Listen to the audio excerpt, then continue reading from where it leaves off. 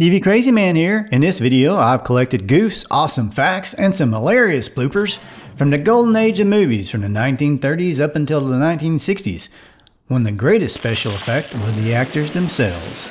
King Kong, made in 1933, was the biggest movie of its day and created a character that still rampages across movie screens, with another Godzilla Kong film coming out in 2024.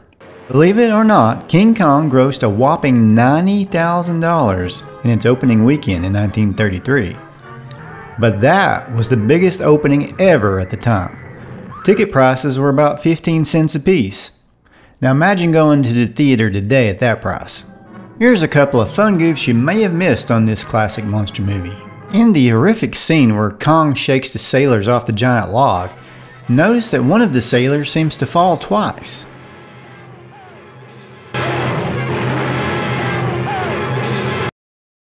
Of course, you don't need to be too freaked out. I think they use crash test dummies for the landings. Before Kong busts through the gate, one of the natives of Skull Island has a costume malfunction.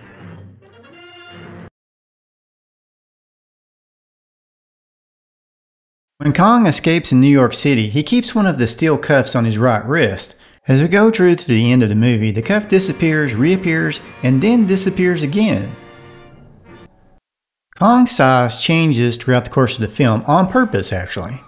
While creator Marion C. Cooper envisioned Kong as being 40 to 50 feet tall, animator Willis O'Brien and his crew built the models and sets scaling Kong to be only 18 feet tall on Skull Island, and then rescaled to be 24 feet tall in New York City. I read that Cooper played around with Kong's size as he directed these special effects sequences by manipulating the sizes of the miniatures and the camera angles, which made Kong appear a lot larger than O'Brien wanted, even as large as 60 feet tall in some scenes. Now Cooper said in an interview, "I was a great believer in constantly changing Kong's height to fit the settings and the illusions. He's different in almost every shot. Sometimes he's only 18 feet tall and sometimes 60 feet or larger."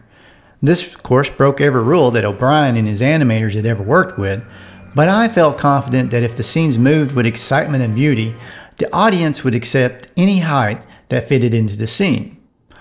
The one essential thing was to make the audience enthralled with the character of Kong so that they wouldn't notice or care that he was 18 feet high or 40 feet, just as long as he fit the mystery and excitement of the scenes in action.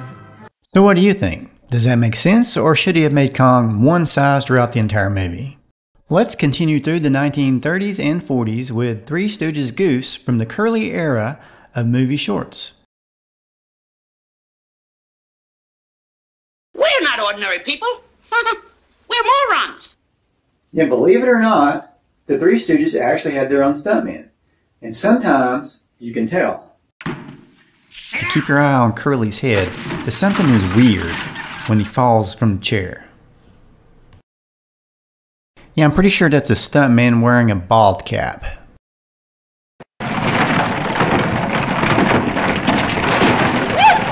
In Three Little Beers, a truckload of barrels is rolling down the hill towards the Stooges, where we see stunt Stooges. If you'll notice, Moe seems a little taller than usual, as all the Stooges were about the same height.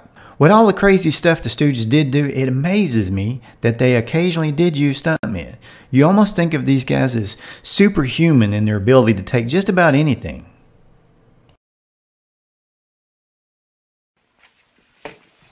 We'll use your head. Come on.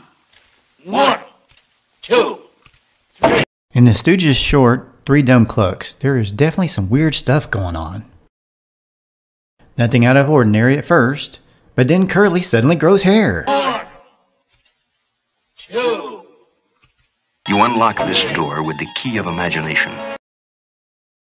Not this one. It happens again in that same short. First, Curly has his normal, almost bald look, and then all of a sudden he has hair again. Or did he get replaced by a taller doppelganger with hair? Keep your eye out on Curly's head again. It's like he gets this weird protective skull cap all of a sudden. We're not ordinary people. Sometimes the pace was so fast, especially with a particular director, that the Stooges occasionally messed up a line here and there. Speak for yourself. You don't usually pay attention to that because it just blends in with the rest of the craziness. These two bloopers in the short, flat-foot Stooges we can blame on director Charlie Chase, who was always in such a hurry he never wanted to do retakes. Although honestly, I don't think you'd ever know if you weren't paying really close attention. You know, that's the first mouse I ever smelled that smelled like fire. When Mo blows his line, he's supposed to say, "What do you expect, a firehouse mouse to smell like a petunia?"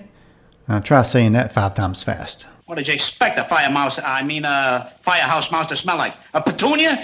Check this out. I think Curly actually got a little upset with Mo, for real. It's, you know. People do tend to get kind of irritated when they have to rush through something. So what do y'all think? Did it look like Curly actually got mad for a second? Curly blew a line too, and here it is.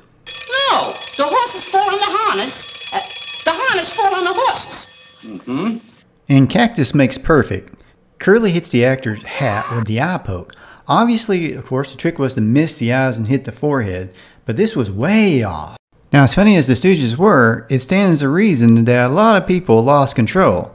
I mean, they just started laughing whether in front of or behind the camera. Like in this scene where the Stooges are eating a crab, shell and all.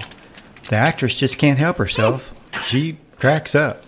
Notice she's putting her head down. She's trying to hold the laughter in so it doesn't get caught on camera. And all the world's a stooge. When Curly says the line, "Oh, jumping beans," Mo can be heard starting to laugh off screen. It happens on an episode where the Stooges are doing dentistry. Now that's a nightmare scenario. Ooh, jumping beans. Did you catch Mo snickering at the end? Listen one more time. Ooh, jumping beans. In the short Socka Bye Baby from 1942, when the Stooges are trying to change a baby's diaper and Mo shouts the word scissors, Larry is about to start laughing. He has to do everything he can to hold it in. Scissors! Scissors! Pin! Pin! Scissors! Scissors! In G.I. Want a Home, you can hear the crew laughing at Mo getting eggs splashed all over his face.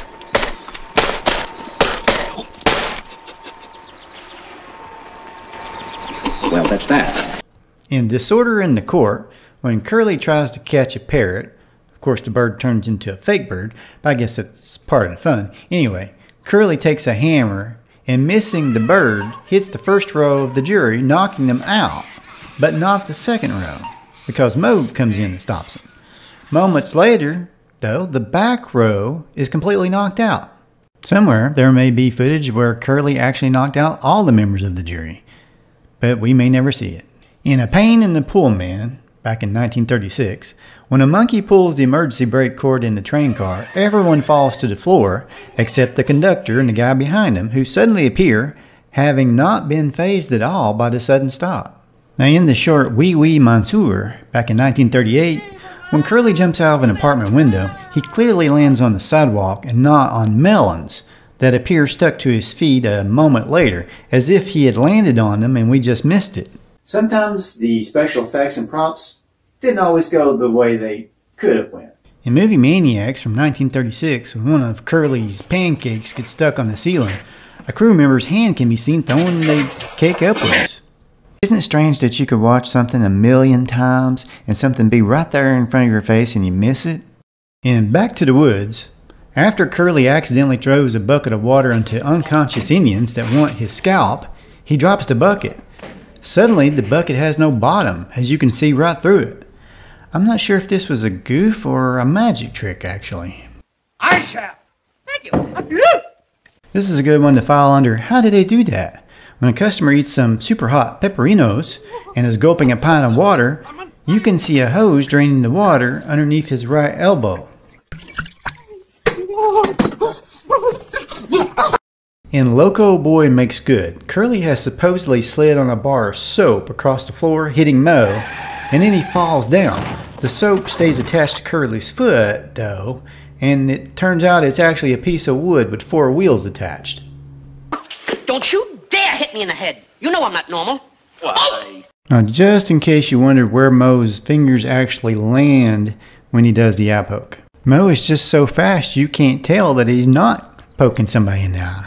In Busy Buddies, Curly thinks he can milk a bull, which he gets him knocked over a fence. When Curly gets thrown over the fence the first time, you can see a hand throwing a stunt dummy, which is supposed to be Curly. In the short Uncivil Warriors, way back in 1935, when they're walking in the river, Curly is walking next to a horse, and both are wearing high water boots.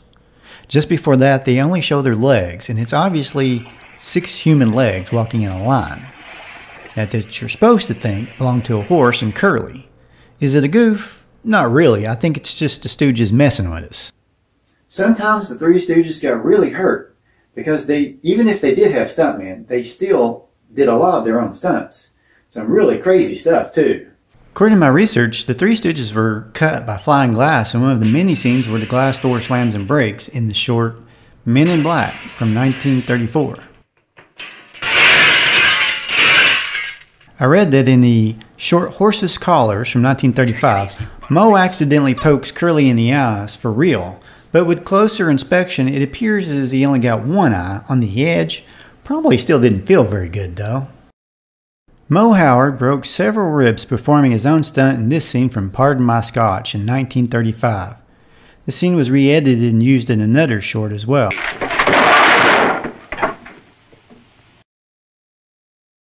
They say that Moe, being the trooper that he was, stood up and finished the scene. And that's a tough guy.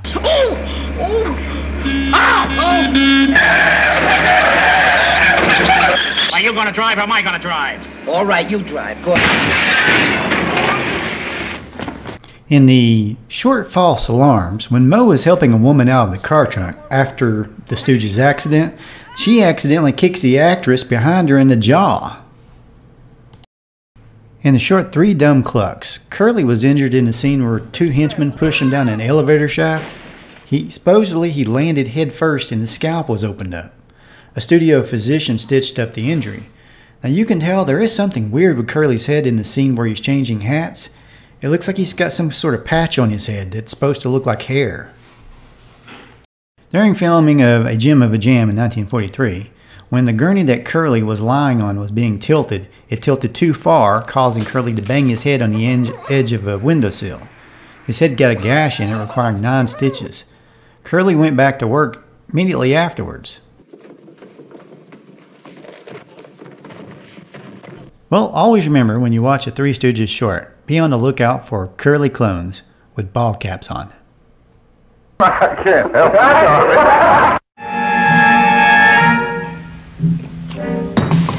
it. It may shock you. It might even horrify you. First, let's start out with Frankenstein from the year 1931. First movie mistake happens when Dr. Frankenstein and his assistant dig up a corpse. They both take off their jackets and put them on the ground. But later they have one of the jackets hanging on a shovel. But where did the hat come from? Neither was wearing a hat coming or going. It's alive! It's alive! In this scene where Dr. Frankenstein is fighting his monster, Boris Karloff, who was the first to play the monster, almost has his makeup or his mask in the back catch on fire for just a second. Well, at the very least, it did smoke a little bit. And when you think about it, this is one of those goofs that actually added to the picture. I mean, it's kind of neat seeing his head smoke like that. During the fight, the monster was injected and eventually falls to the floor, landing on his back. A second later, when they go to drag him, he's on his stomach.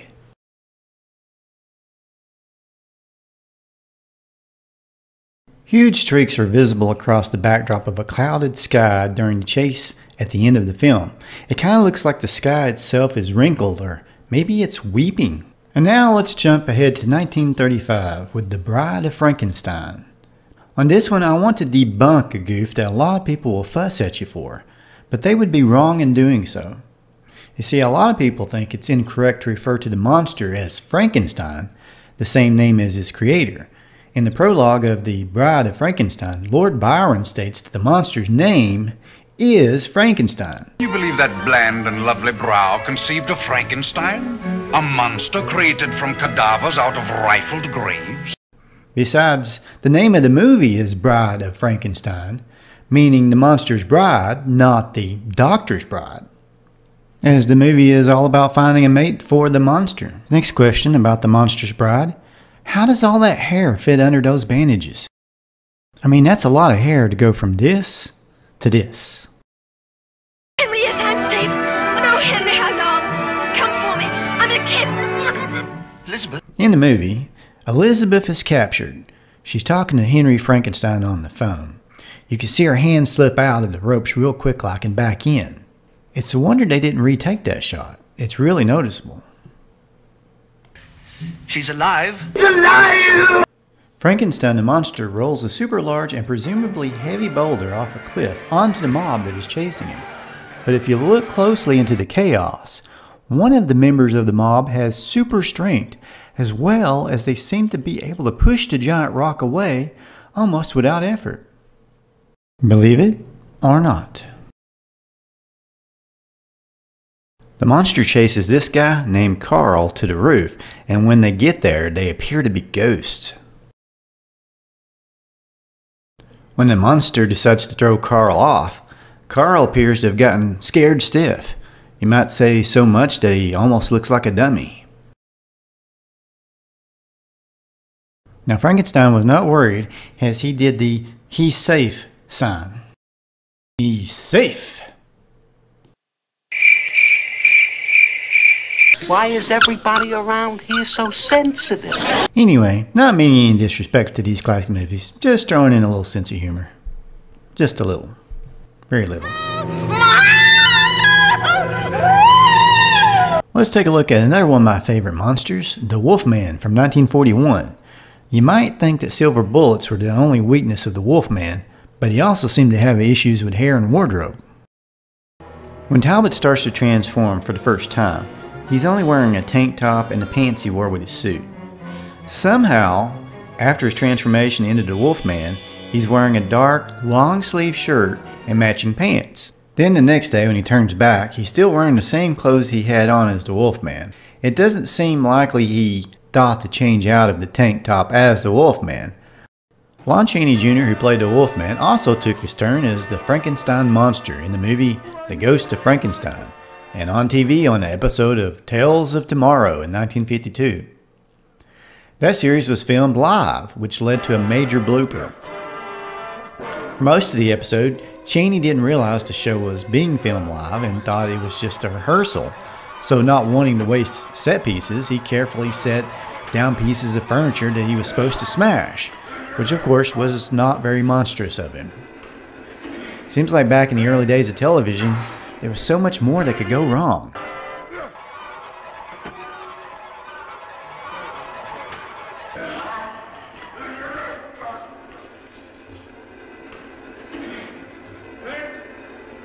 Bela Lugosi is the Frankenstein monster in Frankenstein Meets the Wolfman. Lon Chaney is back to doing the part of the Wolfman. Lugosi was most famous for his 2 times on screen as Dracula. It seems as though all the masters of horror took a turn at being Frankenstein at one time or another. During Talbot's first transformation into the Wolfman in this movie, he goes from wearing light-colored nightclothes to a dark shirt and pants. When he wakes up the next morning, he's back to wearing the pajamas, unlike the first movie where he retained the Wolfman's clothing. In one scene, the Wolfman is in an ice cavern beneath Frankenstein Castle. Talbot wakes up the next morning wearing shoes, which the Wolfman is always barefoot. Notice the book that falls in the final fight scene between the Wolfman and Frankenstein. Somehow during the course of the fight, that book managed to get right back up there where it was before. Whee! Again!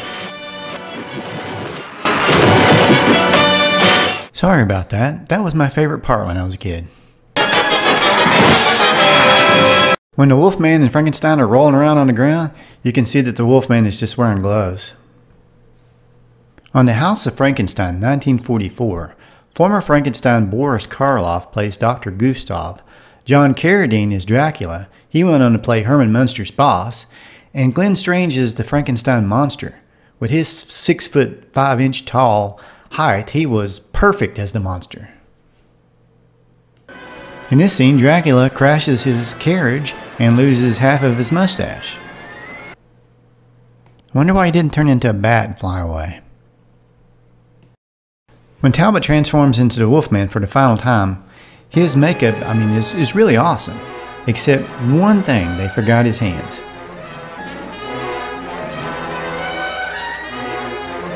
You can see in this clip how hairy his hands normally are as the Wolfman.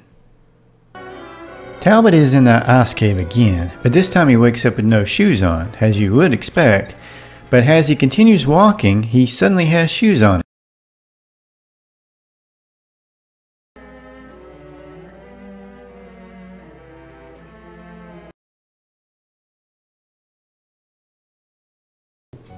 Now let's go to Abbott and Costello Meet Frankenstein from 1948.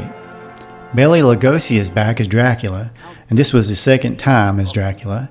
Glenn Strange is still the Frankenstein monster, and Lon Chaney Jr. is back again as the Wolfman. Now, according to the DVD commentary, this was the second biggest moneymaker of 1948. When Dracula and the Wolfman are fighting with Costello, caught in the middle, Frankenstein starts to move, and one of his electrodes comes right out of his neck. It's actually kind of gross, if you think about it.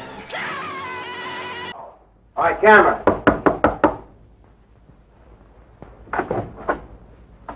You're Wilbur Gray? Yes, sir.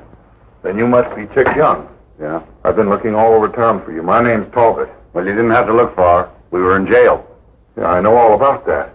You see, I'm the one who telephoned you not to deliver those bodies. I knew they were alive. Uh-huh. I was imagining things, huh? Uh-huh. Uh-huh. You got that right? Uh-huh. We're in enough trouble. Believe it or not, in order to keep up a funny, energetic atmosphere, Abbott and Costello actually hired a guy to run around screwing things up and creating bloopers to keep the mood light. The team's right-hand man in charge of cutting up was a professional clown named Bobby Barber. Camera. Are you Wilbur and Cut. Now watch this as Abbott Costello's hired prankster follows Bela Lugosi down the steps. One should be careful. A person could get killed that way.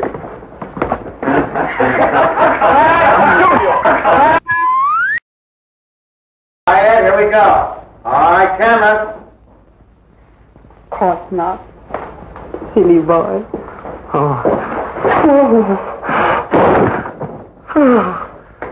Boy, I'm floating on a cloud of crap. You crazy! I've been here all the time. Now get me those crates. You've been here all the time. How long have you been here? 5 minutes. 5 minutes? What are you beefing about? I think I screwed up the whole thing anyway. Glenn Strange, who played Frankenstein, said at one point that he could never get through this scene because Costello would just not stop cutting up. I can't help it. Now, Bela Lugosi, what they said, was a super serious guy. Now, he didn't care if everybody else cut up with their scenes, but when it was his turn to deliver a line, he wanted everything to go just right. The real thing. Yes, right on McDougal's House of Horrors. What an odd hallucination. But...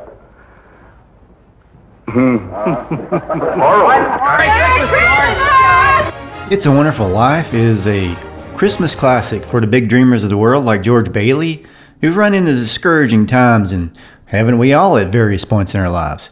The movie is filled with laughter and tears, but it's also got a few goofs and one blooper that Frank Capra paid $10 for because he liked it so much. In this scene, keep your eye on Mr. Gower's cigar. Yes, George. Mr. Gower, For an old drunk, Mr. Gower seems to be able to move really quickly, at least when it comes to that cigar. In this scene, George approaches Bert and Ernie. Hi, Ernie. Hiya, George. Hi, Bert. Now check out the lady with the hat right behind Bert. Here she comes again. Now she's back again and she appears to be falling behind Violet. Now she's right behind Violet. She passes Ernie's cab, and then she's gone. And yet again, she walks by Ernie's taxi cab. Is it possible that the lady with the hat was an angel? There she was, just walking down the street. I wonder, am I the only one that hears that song when Violet walks by? You're crazy. That's what I think. You're screwy. Remember the scene where Jimmy Stewart and Donna Reed fall into the swimming pool? And if you look closely, the stuntman for Jimmy Stewart seems to have lost his toupee. Carl Switzer, aka Alfalfa from the Little Rascals, who played Freddy, the one that opens the swimming pool up on the gym floor, he can be seen jumping into the pool twice if you look carefully. Kinda neat, huh? It's definitely a time anomaly, I think. When Mary and George are walking down the street after the dance, George says, "If it wasn't me, I'd say you were the prettiest girl in town." And she asks him, "Well, why don't you say it?" The next shot, George responds, but his lips aren't moving. I guess he was a little nervous, and who can blame him? But how he got the words out without moving his lips is amazing. I don't know. Maybe I will say it. Do you see what I mean? I don't know. Maybe I will say it. You see this man? Well, now you see him, and now you don't. Okay, you gotta admit there's something really weird going on here. For some reason, they appear to have used two pictures of the George Laszlo's The Moon drawing in the same scene. One has no frame around it, and the other one does. In this scene, when George enters the building alone, notice the hat on the coat stand. When George comes back out a couple minutes later, the hat is moved down. Maybe Clarence is already there running around invisibly, moving stuff around. In this scene where George is talking to Violet in his office, somehow George manages to pull the pipe out of his mouth with his hands in his pockets. Scandal and present. That's what it means. Notice that George throws the Christmas wreath down, but then, as if by magic, it's right back on his arm. Believe it or not. Now here's the story of the $10 blooper. Uncle Billy has been drinking and he wanders off screen. Just at that moment, a technician accidentally knocked over a stack of boxes, making it sound like Uncle Billy just stumbled into something.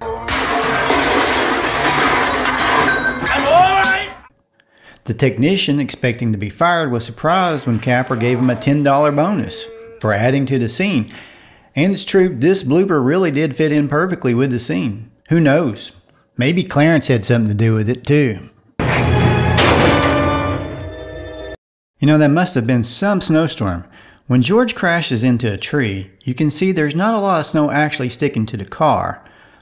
But the very next second or two that George stumbles out, the car is covered in snow. Also, from the time the car hits the tree and George gets out, the car is moved. What's going on around here? I'm telling you, there's a lot more weird stuff going on in this movie than you really realize. George and Clarence are drying off in the bridge keeper's shack.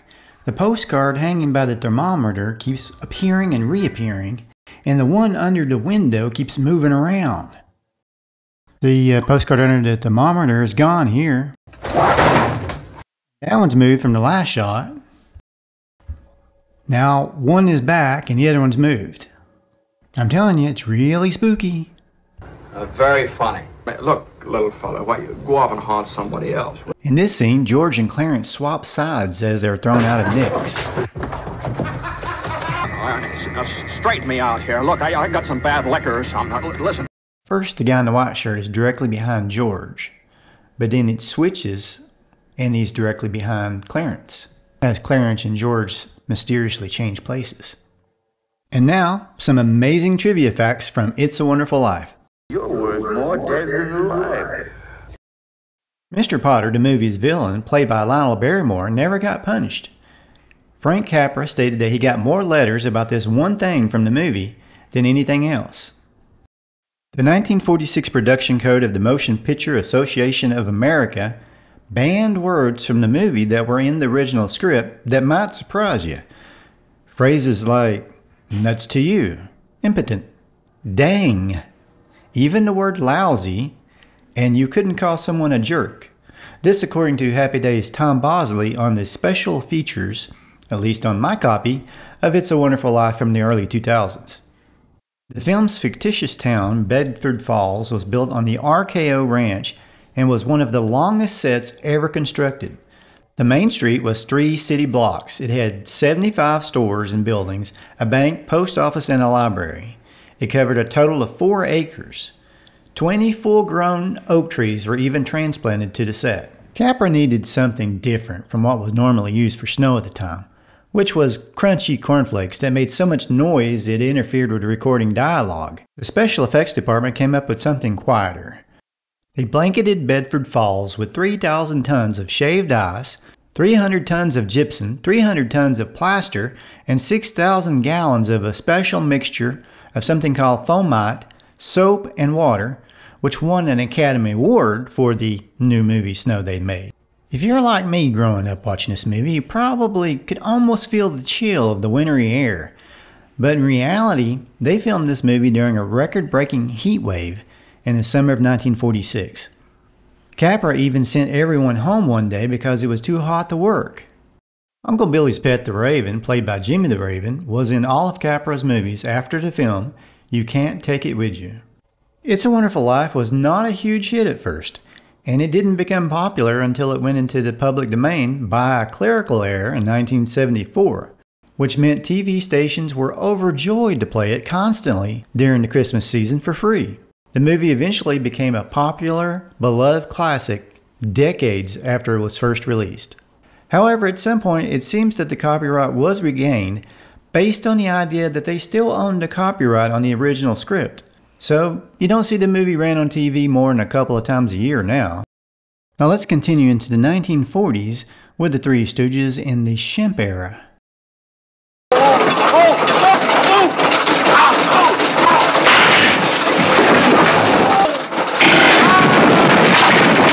As he falls back down, his stuntman's wig falls off. Either that or Shemp had a sudden attack of baldness and didn't want the public to know. In the 1947 short Hold That Lion, Larry's stunt double can be seen as the Three Stooges run from a lion. This one isn't so obvious though, and you would never have known had he not looked at the camera for a second. Get out! Get out! Whoa! In The Tooth Will Out, you can see Larry's stunt double has what looks like a Larry-style bald cap wig on. It's hard to believe that professionals such as were involved in the Stooges production could have had the occasional blooper, but they weren't real big on retakes back then, and things moved so fast on a typical Stooges short, who would ever notice? Like on the short Fright Night, it isn't usually typical for a bad guy to give the cue for the best time to knock him out, but if you listen real close, you can hear Cy Shandell as the henchman yell, "Now, Shemp," when it's time for him to get the bonk on the head.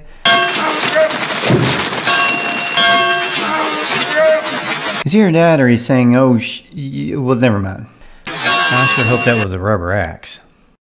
In the short All Gummed Up in 1947, when Emil Sicca, as a mean old landlord, is yelling at the Stooges, he goes up the line, "You haven't heard the last of me yet." He says instead, "You haven't heard of me." Then continues with, "The last of me yet." You haven't heard of me and last of me yet! You haven't heard of me and last of me yet! Ow! Put that pencil down, man! In that same short, it looks like Moe is mouthing Larry's line as Larry is speaking it. Ow! Put that pencil down, man! In the short, Who Done It in 1949. Oh, don't you raise your hand to me. Did Shemp give his line too soon? He says, "Don't raise your hand to me," to Moe, but Moe hadn't raised his hand yet to smack him. And Larry gives Moe a look that says, "Boy, this scene is blown." Or did they just mean to do it that way? With the Three Stooges, it's kind of hard to tell sometimes. Oh, don't you raise your hand to me. Boy, you... That'll teach him to mess up a line. Notice in the short, A Snitch in Time from 1950, the bad guy gets knocked out. Notice the chair that he was knocked out right next to. He's not there anymore. He's not in the scene, then there he is, passed out still. Smiling, almost like he's trying to keep from laughing.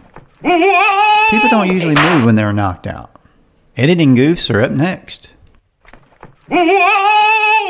You know, when editing doesn't go quite right, things don't seem to go in the right order. They seem out of place. Like Shemp's hat in Hocus Pocus. 1 second it's there, the next second it's not. You are now in Los Angeles. In the short Love at First Bite in 1950, Larry reminisces about how he was eating bread and hot dogs when he first met his girl. But was he? I was stationed in Italy, eating bread and hot dogs and waiting to be mustered out. Well, one day... I don't know about y'all, but that doesn't look like hot dogs to me. In Squareheads of the Round Table from 1948, the two main guards early in the film are clean-shaven, 1 second. Then as they chase the Stooges inside the castle, they suddenly have mustaches and beards and wearing totally different clothes.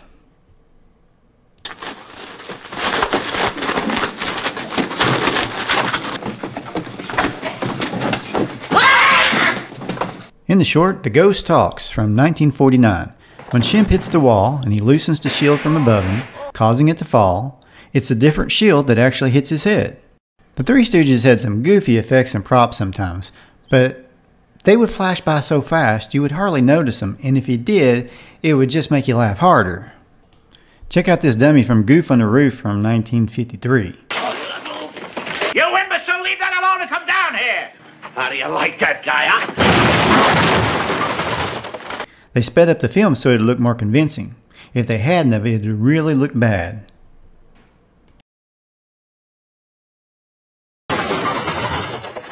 I always wondered about this one from Hold That Line from 1947. I used to think it was a film behind the Stooges of the lion, but then there's a glare behind them, and according to what I read, it's a glass wall between the Stooges and the lion. Draft behind us. In Brideless Groom from 1947, you can see a flat scooter assist Shemp Howard in being pulled across the floor to simulate being dragged. Oh, get me out of here! Get me out of here! Dummy! Oh! He's all tangled up with wires. All right, we'll back him up and we'll break him out of it. Oh, my piano! Shut up. Hey, sit him down. We'll get a new grip.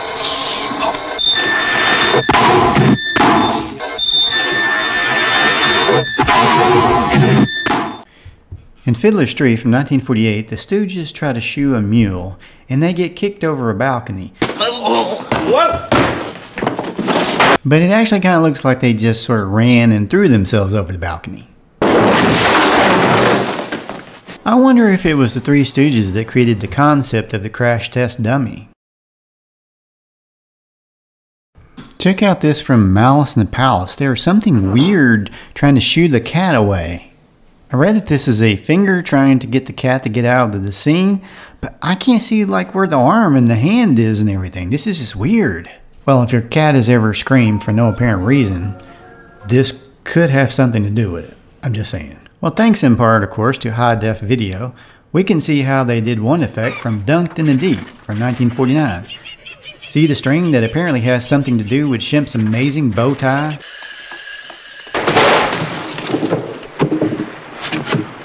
From that same short, mud gets splashed all over Shemp, but the weird thing is how a couple of spots seem to stay stuck in midair. Could be a sky background, but I'm gonna go with unexplained phenomenon. Here's one from Love at First Bite that involves more dummies, because dummies are, well, they're funny. Well, Moe and Larry are drunk, and they think that they've killed Shemp. So what do? They decide to put his feet into cement, and then throw him into the lake. But they pass out and go to sleep, and they wake up and they realize that Shemp is in cement. And now they're late for picking up their women.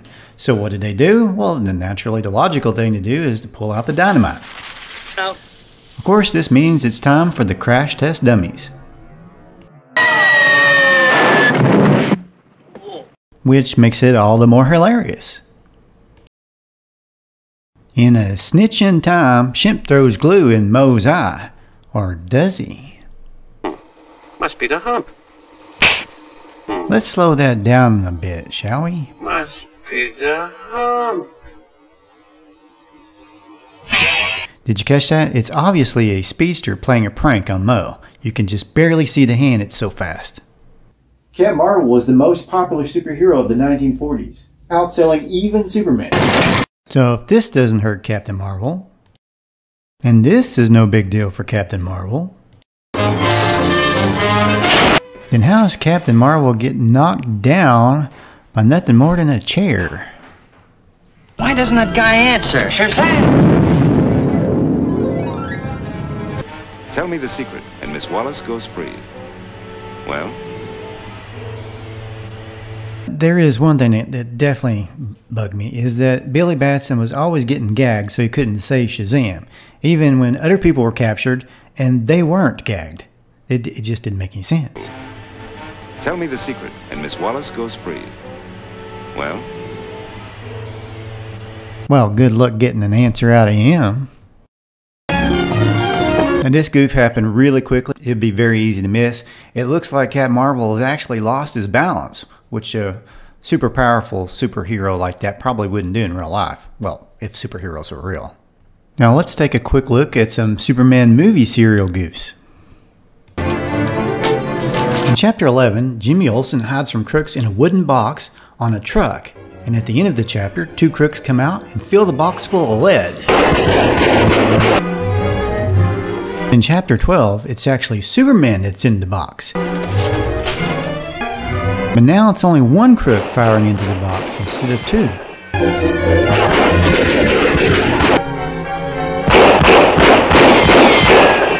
In Chapter 9, Lois Lane and company are casting shadows on a photo backdrop that's supposed to be real buildings. Oh, yes, we've been looking for you.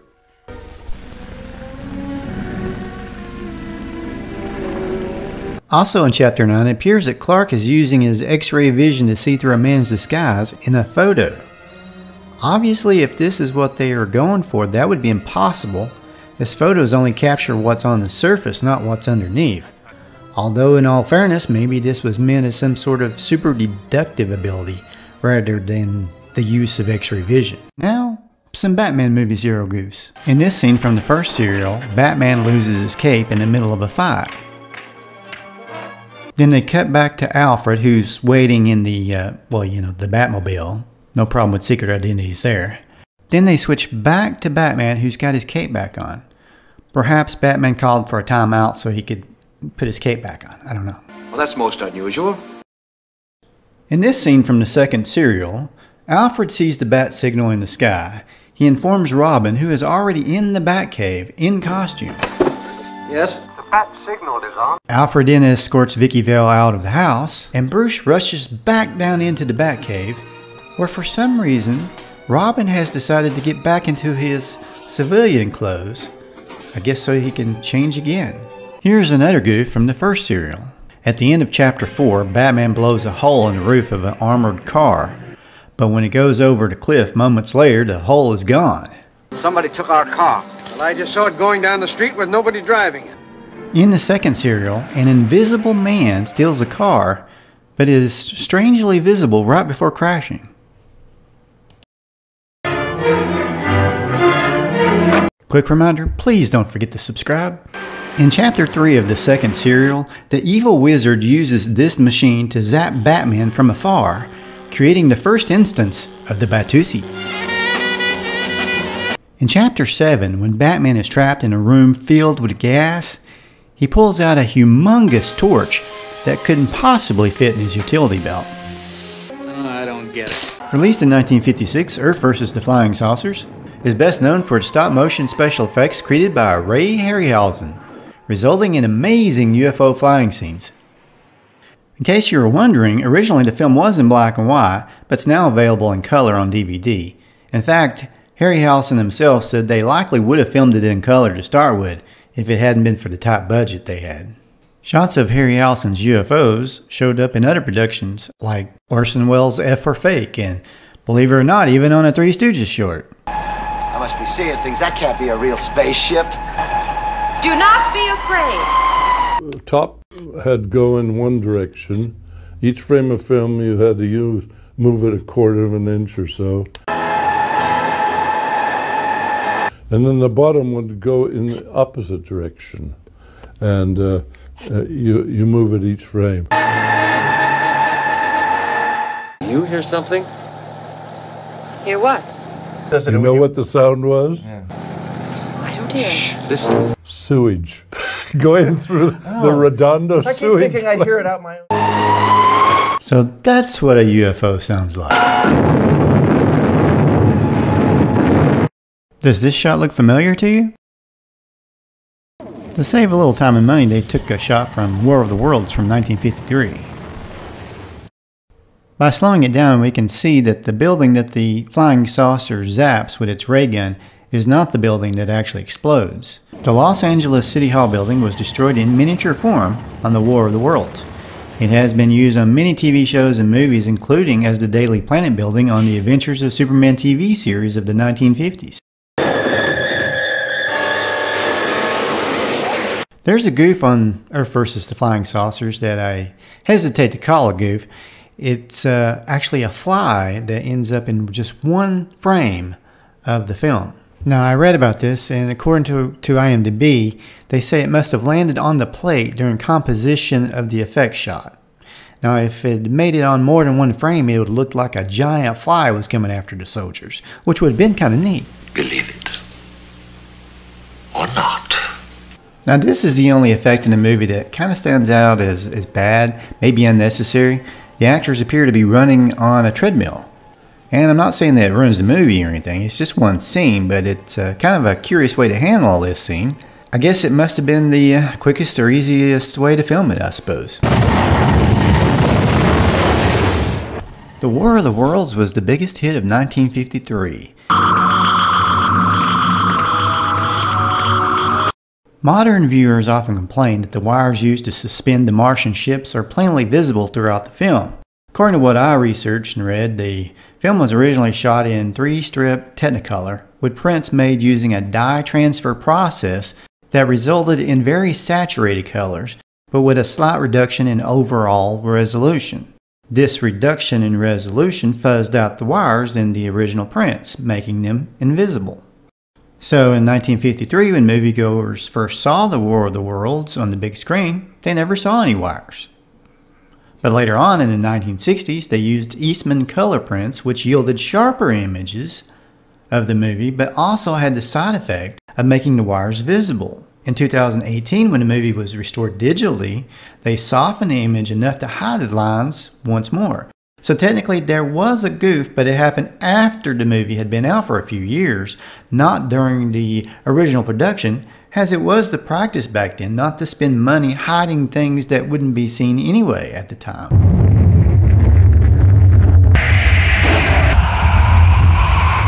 Now, for the scene where they set off the atomic bomb against the Martians, they must have been using one huge wind machine. Notice as the stuntman falls off the truck, the wind blows away a mattress that was likely there for the stuntman to fall on. Boy, that must have hurt. When Dr. Forrester and Sylvia are trapped in a farmhouse, Forrester uses an axe to chop off a Martian electronic eye, and the eye falls apart. However, a few seconds later, when he lifts the eye, it's intact and looks brand new. This is an electronic eye. The Martians modeled it after their own eye. Now let's continue into the 1950s with the Stooges. Hoofs and Goofs from 1957 was the very first appearance of Joe Besser as a member of the Three Stooges. And isn't it ironic that we're going to talk about Goofs from that particular episode? Don't call me names. Come on, Joe. Don't hit so hard. You could sprain your wrist or something with that much force being used. That hurts. Now, don't aggravate yourself. Well, the first goof happens when Mo is getting a pan of water filled because his sister's a horse and she's having a baby or a colt. Don't ask. It's just better that way. Anyway, there's a couple of instances on this short where Mo is not really Mo. Oh! What happened? Keep an eye on Mo as he gets back up. What the Sam Hill? No, stupid idiot who left that chair in the way. Now this is either a stunt double or Mo's hair got longer. Come on, you're dreaming, kid. Turns out this entire episode was nothing but a dream. Remember that because it becomes important later on. Boys, scram! I want to set the table for dinner. Oh, Bertie, am I glad to see you. Well, it turns out that the Stooges' sister wasn't really a horse after all. It was Mo dressed up like his sister. Well, if that's Mo, where's Mo? Well, that ain't Mo. In 1957's Muscle Up a Little Closer, the goof is in the hair. Just look what Mo and Larry did to their heads. They don't even look the same. According to several sources I read, this was Joe's idea. He thought this would make them look more like gentlemen. Joe, that's the exact opposite of what a stooge is supposed to look like. How do you like this bubble brain? In the short, A Merry Mix-Up, we have 3 sets of Stooge brothers. I think this short was pretty neat. Now the Stooges had done this sort of duplicate thing in the past, but I don't think they had done quite so many Stooge duplicates in one episode as they did in this one. And it was pretty cool. Morris! Jeff! Lou! I'm Louis. I'm Jack. I'm Max. I'm mortified. Unfortunately, they still managed to have a goof slip in on them. I'm assuming they used some sort of split screen technique with a combination of stand-ins. In one scene, we can clearly see Joe's stand-in, and you can tell it ain't Joe. In Spaceship Sappy, I think the Three Stooges put in a goof just to throw us off. There it is, Professor A.K. Rimple, number 60. That's the place. Now a little later in this short, the Three Stooges are going to go up in this spaceship. Notice that the miniature animals are, well, just toys. They don't seem to move at all. Even a rocket ship taking off in outer space doesn't cause these animals to move a bit.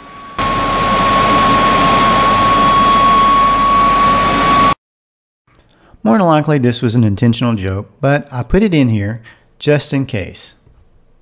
Who hornswoggled us? Good grief, we're above the world! You know, as fake as this scene might appear, it made me dizzy. Am I the only one?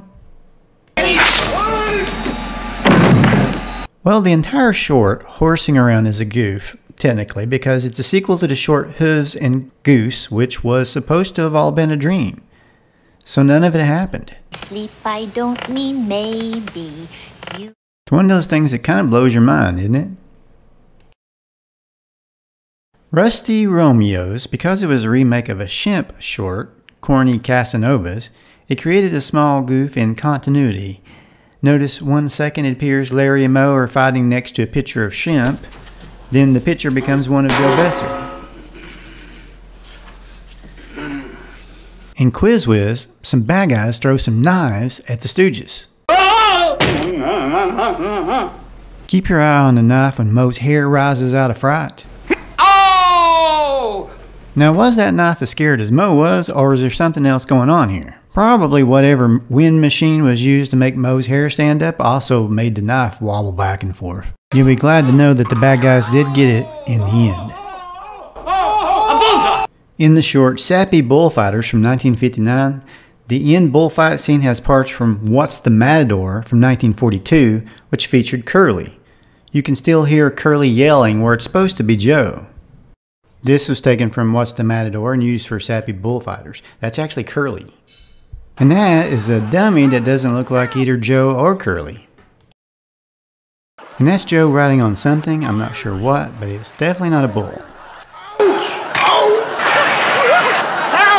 Did you hear Curly yelling in the background?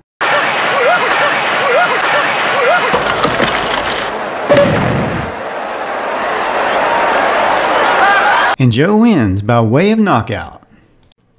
Well, I promised you I'd tell you what I thought about Joe. First, let me tell you what I know about Joe. Joe Besser, that is. Hello. Joe had been doing comedy for years before his work as a stooge. Besser appeared in the Abbott and Costello movie African Screams in 1949. Look, where are you going with the water? Oh, my tent's on fire! Well, what have you got to say for yourself? Little fat man got him! Oh, you snitch. All right, here we go. Camera. Harry, did you answer the door? Oh, Bobby, stop! Which also featured Shemp Howard of the Three Stooges. Keep going there. Keep going there. What's the matter? You've been eating olives, eh? Those wild olives, eh? Come here. Keep going. Joe and Shemp were actually old friends. They met in 1932.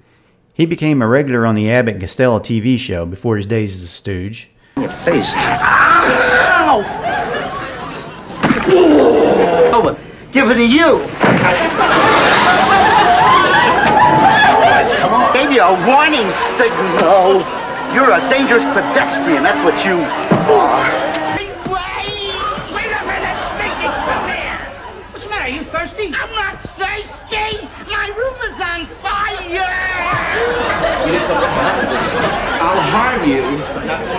Basically, Joe played the same whiny character on every show he was on, and he perfected it. He was funny, there's no doubt about that. He wasn't Curly or Shemp, of course. He had his own unique style. We're not ordinary people. We're morons. Speak for yourself. Had he tried to be a Curly clone, I don't think it would have worked out very well.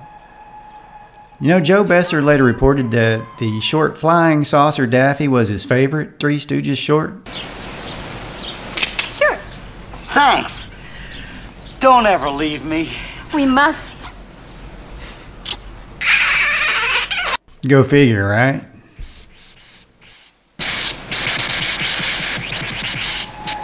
You know, I think quite a few Stooge fans believe that Besser was fired. The real reason is that Joe didn't go on tour with Moe and Larry after the filming of the shorts was canceled, was because his wife had recently had a heart attack and he couldn't leave her side to go on tour. Now, Joe admittedly did not want to be hit. One source I read said he even had a clause in his contract limiting the number of hits he could get, but then that was later rescinded. I guess he eventually got used to the way things were done as a member of the Stooges. He also said how appreciative he was of Larry offering to take more of the slaps so he wouldn't have to. What's that? Oh, that's a hammer. Stop with the jokes. Come on. Joe was a big part of Saturday mornings as well. He did a lot of voice work for Hanna-Barbera, doing characters like Scare Bear for Yogi's Space Race and Babu the Genie. Hey, that's real good! So, yeah, Joe was funny in his own right. He was never meant to take the literal place of Curly or Shemp, I don't think. Nobody could do that. Despite decades of work, Joe Besser will always be mostly remembered as one of the Three Stooges, even though his time as a Stooge was pretty short.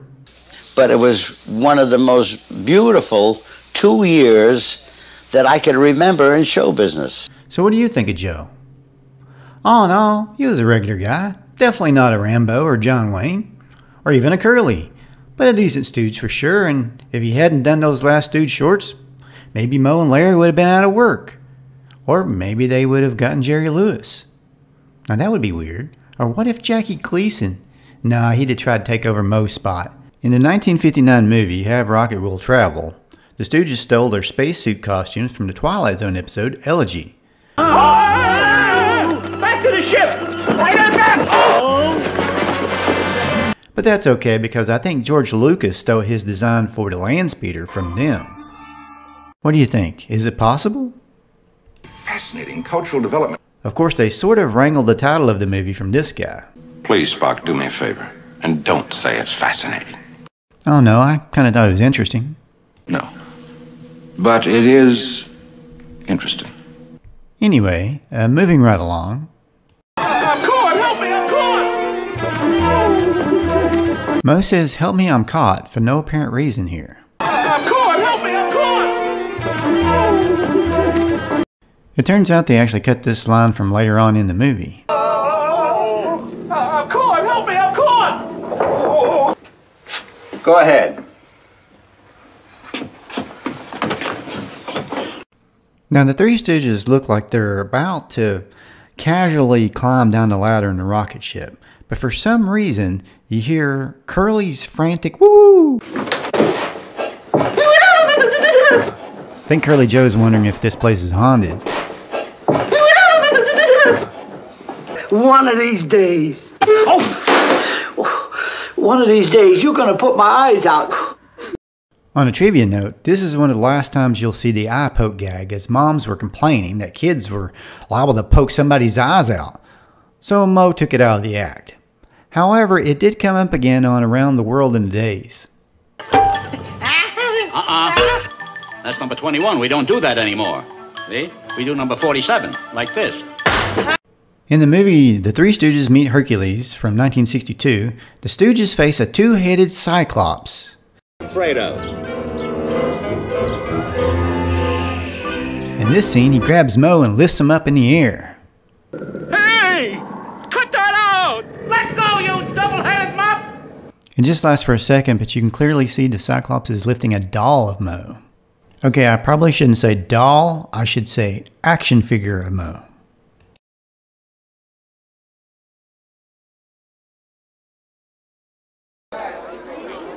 Looks pretty good to me. The Stooges are trying to escape a dungeon and in the process are aggravating the heck out of Hercules. Looks pretty good to me. Now this is supposed to be a metal bar, but look closely at the end that hits Larry. This could be a fake tip put in the steel bar, or it could be, as I suspect, the Stooges are really real-life superheroes. Faster than a speeding locomotive, built from the world's finest electronic parts, perfect electronic robots, the Robotic Stooges!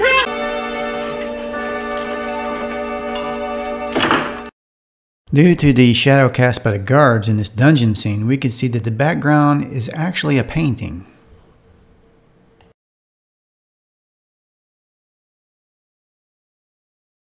What have we done? Oops, I forgot to mention, this Three Stooges movie happens to be one of my favorites because it combines two of my favorite subjects, the Three Stooges and time travel.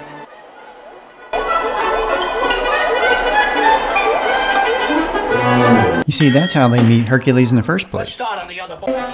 Imagine going back into time in a four-dimensional space-time continuum. Continuum. How about a cup of coffee? All right. We enjoy the favor of the gods. In this scene, the bad guy's supposed to be throwing the wine into Ulysses' face, but he misses by just a little bit. It looks like he probably got his shoulder a little bit. Get a load of that can opener! In the exciting chariot scene towards the end of the picture, it looks to me like the stunt guys have a lot less hair than Larry and Curly Joe do. Now I did read during this segment that Curly Joe fell on Larry and he ended up having to go to the hospital, knocked him out cold. At least that's what I read on IMDb. On these older films you can always tell when the actor's in a studio and they have a film placed behind them. It's not quite as noticeable in the old black and white movies as it is in the early color films though. Next we look at a few goofs from the Three Stooges Go Around the World in a Daze. Notice that Curly Joe has both his shoes on. Just a little later in the fight and now he's missing a shoe. Now the shoe is back on so that the sumo wrestler can take the shoe off.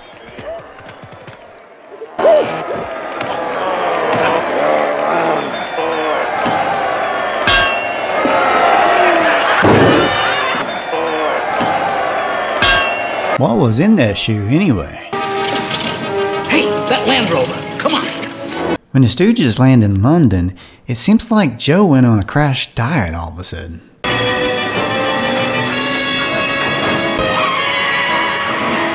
I don't know, either Larry's wearing a mask or his face is melting. I'm just not sure. And Joe seems to have grown some hair. I think we lost them. They must have turned left. Well, they look normal again.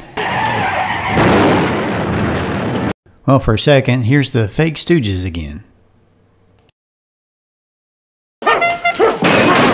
Well, remember Curly Joe's magical shoe? Keep your eye on the piece of wood that Mo has in his hand. Hey! It just disappears, but unless Mo threw it down in a split second, something weird is going on here. Did Mo just throw that piece of wood down at super speed? Or was that a magical piece of wood? Next, let's look at some goofs from another favorite of mine, The Outlaws is Coming, that also stars Batman's Adam West. Kids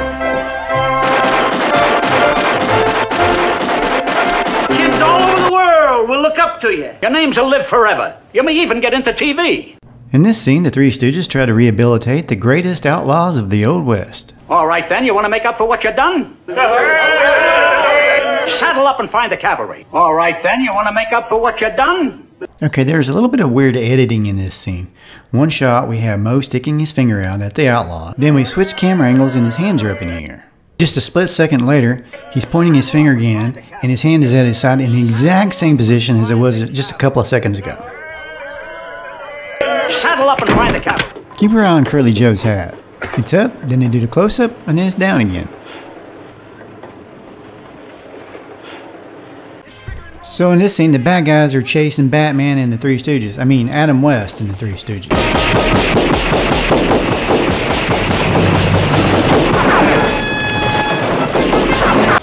Now, I don't know about you, but I think that this is a goof because there is no way in the world that anybody in their right mind, crooked or otherwise, would let somebody shoot a Gatling gun right behind them that close. Of course, the bad guy should have realized that a Gatling gun was no match for the Three Stooges. He's looking at you.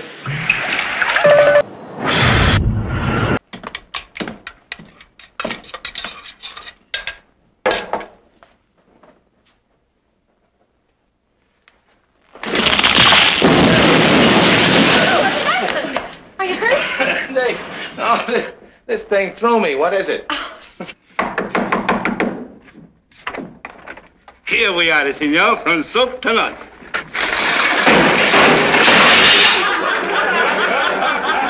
Ran into 2 squadrons of bombers, Henkel 111s, detective cover 1 squadron and Messerschmitt 110s. The time we intercepted them, we were at the limit of our range. Jerry, of course, planning the raid had figured on that. With the result that we just couldn't hang on long enough. I think we got 2 110s. I'm not sure, but they were probably. Now listen to me, all of you. You too. Dismount! Spend your time building up new rackets. So that when McLaren comes up for air, you find a dozen more going. I didn't try and... Sit down, sit down, sit down. Why, Oscar, how in the world did you get in here?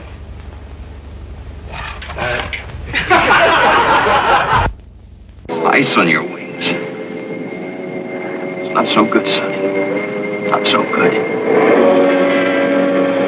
Don't lose your head now. Remember what you've been taught. Who the hell is walking across that sky?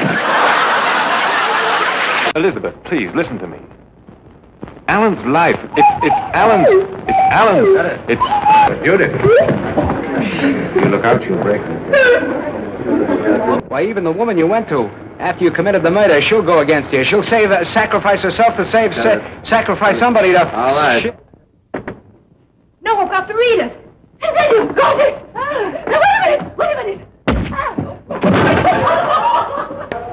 Out all day in 120-degree heat. Up to my knees in swamp. Mosquitoes that look like eagles. No.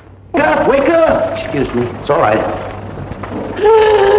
All right, stop it. Don't get silly. Not me. Stop it! I don't like it. 1933, W.C. Fields and Franklin Pangborn were shooting a scene when a rather severe earthquake hit Hollywood. Now, the camera kept running, and here's that brief, real moment. Hang on? Yeah. What's the matter? Earthquake! Everybody walk easy. It's all right now. It's all right. On a honeymoon for and get married for? Just so you can hang around an old plane. Well, there isn't going to be any wedding or any New York or any honeymoon or anything else. You're just made of aluminum and scored cylinders and old worn-out spark plugs. You haven't got any more romance about you than that old pair of pliers. Ha, ha, ha. Damn it. Hold it, hold Are they hurt? it. Overboard. Now, if this was a fire, I'd know just what to do. Well, I've been at sea for 30 years and I can't swim a stroke.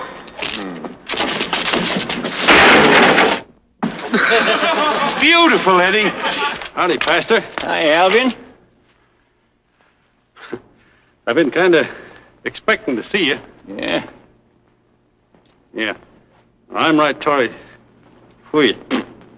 Sure some accent. Your capacity for that. She's devastated. Not so devastated she lost her sense of direction. She made straight for the library. That's all right. It's her library. She can make for it if she likes. I hear you're collaborating. Well, I can't work around here. Oh, you're following me. Oh, I didn't know that. Oh. Boy, this is going to be a tough one. After all the breaks I gave you. Get it!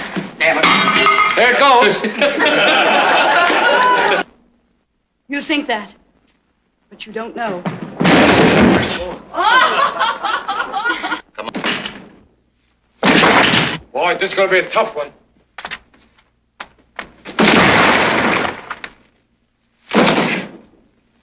I'll knock my brains out. The winner and a new champion.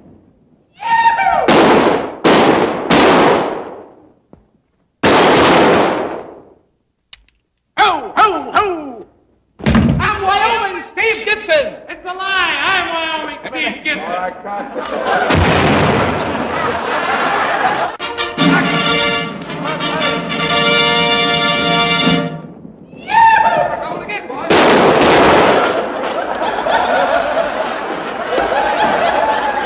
Because Dr. Frankenstein is making monsters again. Marge, get me a drink. This time he's attached the arms and legs of Agamemnon. Agamemnon. Angie, you're my husband. I mean, I'm your husband. Okay, but let's not forget that you boo-booed when we made the coming attraction trailer. Fascinating girl who drives men mad. Oh, I thought you were going to say that I play a guy so sophisticated he can handle the most compromising situation and never turn a hair. Bob, honey, don't show.